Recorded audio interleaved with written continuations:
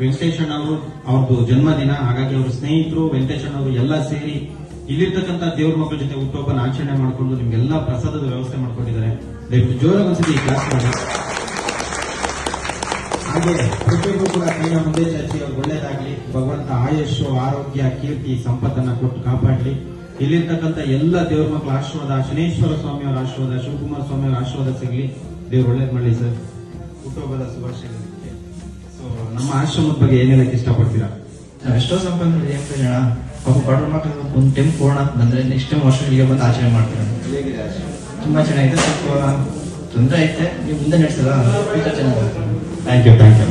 ಈ ಆಶ್ರಮ ಬಗ್ಗೆ ಹೇಳ್ಬೇಕಂದ್ರೆ, ನೀವು ಸ್ವಲ್ಪ ಕಷ್ಟ ಪಡ್ತಾರೆ ನೋಡಿದ್ರೆ ನಮಗೂ ಒಂಥರ ಹುಮ್ಮಸ್ ಆಗುತ್ತೆ. ಯಾಕಂದ್ರೆ ಇಷ್ಟೊಂದು ಜನಗಳನ್ನ ನೀವು ನೋಡ್ಕೊಂತ ಏನಂದ್ರೆ ನಮಗೂ ಒಂಥರ ನಾವು ನೆತ್ ಮಾಡಬೇಕು ಅಂದ್ಬಿಟ್ಟು ನಮಗೊಂದು ಆಸೆ. ನೆಕ್ಸ್ಟ್ ಟೈಮ್ ಬಂದಾಗ ನಮ್ ಕೈಗೆ ಎಷ್ಟು ಮಾಡಿ ಅಲ್ಲ ಎಲ್ಲ ನಮ್ಮ ಹುಡುಗರು ಇಲ್ಲೇ ಕರ್ಕೊಂಡ್ ಬರ್ತೀವಿ. ಏನ್ ನಮ್ಮ ಸಹಾಯ ಆಗ್ತದೆ ಆ ಕೈಯಿಂದ ನಾವು ಮಾಡ್ತೀವಿ ಸರ್. ಚೆನ್ನಾಗಿದೆ ಸರ್, ಚೆನ್ನಾಗಿ ನಡ್ಸ್ಕೊಂಡು ಹೋಗ್ತೇವೆ. ಇನ್ನೂ ಮುಂದೆ ಚೆನ್ನಾಗಿರ್ಬೇಕು, ಅದರಿಂದ ನಿಮ್ಗೆ ಆಶೀರ್ವಾದ ಮಾಡಬೇಕು ಎಲ್ಲ ನಮ್ಮೆಲ್ಲ ಕುಂತ ಸರ್. Thank you sir. ಒಳ್ಳೆಯದಾಗಿ.